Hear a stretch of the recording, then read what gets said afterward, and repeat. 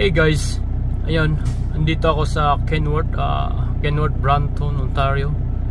So ayun, binidyohan ko tong nag-aano dito ng tractor head, no. Ganito pala ang paglagay ng tractor head, no, sa isang tractor head din, yung parang ipinatong lang, no.